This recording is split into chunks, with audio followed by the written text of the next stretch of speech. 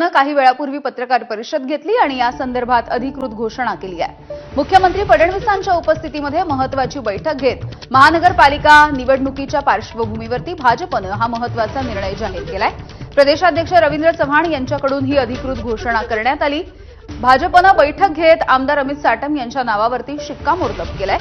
अमित साटम यांची मुंबई भाजपच्या अध्यक्षपदी निवड झाल्याच्या नंतर मुख्यमंत्री देवेंद्र फडणवीस यांनी पत्रकार परिषद घेतली आणि माध्यमांसोबत संवाद साधला। यावेळेला आशिष शेलार यांनी मुंबई विभागाचं अध्यक्षपद समर्थपणे याआधी सांभाळलंय असंही फडणवीसांनी म्हटलं। अध्यक्ष म्हणून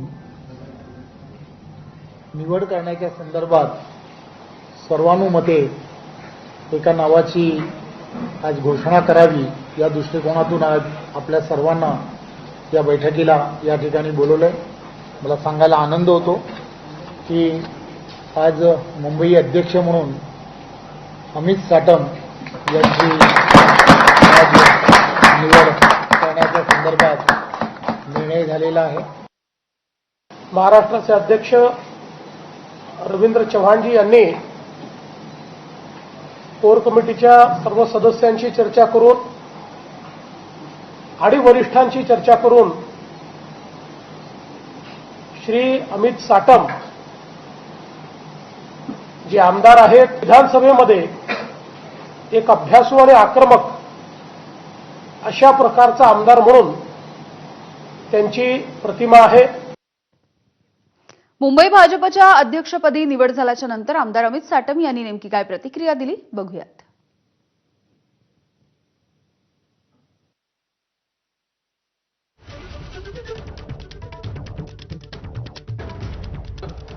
आपल्यासोबत नवे मुंबई भाजप अध्यक्ष आहेत अमित साटम, आपण त्यांच्याशी बातचीत करूया।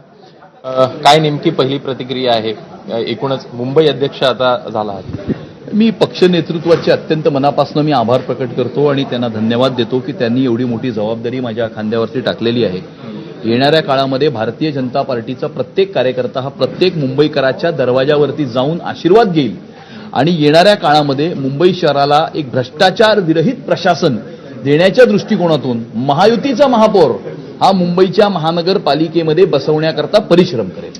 अनेक ज्येष्ठ आमदार किंवा मग आपल्याला प्रतिनिधी पाहायला मिळत आहेत भाजपचे, जे तुमच्या मुंबई अध्यक्षपदासाठी शर्यतीत होते, मात्र तुम्हाला हे पद मिळालेलं आहे। किती आव्हानात्मक असणार आहे या सगळ्यांना सोबत घेऊन पुढे जाणं? अध्यक्षपद ही पक्षाची एक व्यवस्था असते। भारतीय जनता पार्टीचा कार्यकर्ता हा भारतीय जनता पार्टीच्या कार्याचा केंद्रबिंदू असतो आणि त्यामुळे आम्ही सर्वजण एकत्रितपणे एक संघ म्हणून मैदानात उतरणार आहोत आणि एक संघ म्हणून येणाऱ्या काळामध्ये, कारण मुंबईकर मोठ्या आशेने भारतीय जनता पार्टीच्या कार्यकर्त्यांकडे पाहत आहेत आणि मुंबईकरांचं येणाऱ्या काळामध्ये स्वप्न पूर्ण करण्याकरता भारतीय जनता पार्टी मुंबई एक टीम म्हणून मैदानामध्ये उतरणार आहे। मुंबई 2017 मध्ये जो एकूणच निकाल आपण पाहिलेला होता, 82 जागा होत्या। कुठेतरी पुढे जाताना एकूणच येत्या काळामध्ये कशा प्रकारे तुम्ही पुढे जाताना आपल्याला पाहायला मिळेल? नाही, येणाऱ्या मुंबईच्या महानगरपालिकेच्या निवडणुकीमध्ये महायुतीचे 150 पेक्षा जास्त नगरसेवक हे निवडून देण्याचा निर्णय हा मुंबईकर जनतेने ऑलरेडी केलेला आहे आणि त्यामुळे महायुतीचा महापौर 150 पेक्षा जास्त नगरसेवकांच्या स्ट्रेंथनी मुंबईच्या महानगरपालिकेमध्ये प्रवेश करेल। मनसे आणि दोन्ही ठाकरे कुठेतरी एकत्र येताना देखील दिसत आहेत। किती आव्हान पाहता? आधी एकत्र होतेच ना, मग वेगळे का झाले? आणि त्यामुळे कोण एकत्र येत आहे कोण एकत्र येत नाही हे महत्वाचं नाही। मुंबईकर जनतेने गेल्या 11 वर्षामध्ये मुंबई शहरामध्ये घडलेले क्रांतिकारक बदल, metro, coastal road, Atal Setu, CCTV cameras किंवा आताच गेल्या आठवड्यामध्ये बीडीडी चाळीतल्या मराठी माणसांना 550 घरं पहिला लॉट चाव्या देण्याचं, हे सगळे निर्णय, ही सगळी कामं मुंबईकर जनतेने आपल्या डोळ्यांनी पाहिलेली आहेत आणि त्यामुळे कुणी एकत्र आलं कुणी एकत्र आलं नाही, समोर कोण काय बोलतंय याची पर्वा न करता मुंबईकर जनता आपले आशीर्वाद हे महायुतीच्याच पाठीशी देईल।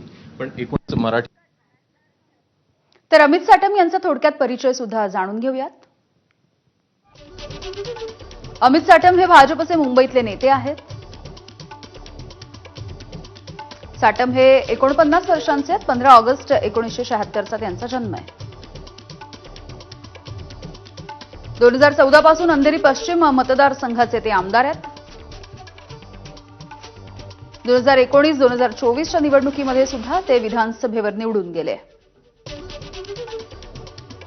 तिन्ही निवडणुकांमध्ये काँग्रेसच्या अशोक जाधव यांचा त्यांनी पराभव केला. मुंबईच्या प्रश्नांची जाण आणि उपायांची कल्पकता असलेले ते नेते. साटम यांच्यासमोर मुंबई महानगरपालिका निवडणुकीचं हे आव्हान असणार आहे.